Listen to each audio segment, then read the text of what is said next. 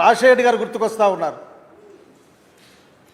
రాజశేఖర రెడ్డి గారు అసెంబ్లీ ఇట్లానే వాళ్ళు చెప్పడానికి మీకేనా అది ఉందా అని. అతను నీ ఫ్రెండ్గా, అతను నీకు సరిసమానం కాబట్టి, లేకుంటే నీ సమాన వయసు కాబట్టి నా మాట అనగలిగాడు, నేను అనలేకపోతా ఉన్నా, నీకు అది ఉందా అని ఆయన అంటాడు ఆఖరికి ఆ రోజున. ఈ రోజున కొమ్మినేని శ్రీనివాసరావు సంఘటనని ఎంత జుగుప్సాకరంగా మాట్లాడావు, ఎంత జుగుప్సాకరంగా మాట్లాడేసరికి వినడానికి అసహ్యం వేస్తుంది. ఆడపిల్లకాయలను అడ్డం పెట్టుకొని రాజకీయం చేసే ప్రయత్నమా నువ్వు? టీవీ డిబేట్లలో ఒక వ్యాఖ్యాత ఏదైనా వ్యాఖ్యానిస్తే ఆ వ్యాఖ్యాతకు అక్కడ దాన్ని నడిపించే వారికి కూడా సంబంధం ఏంది?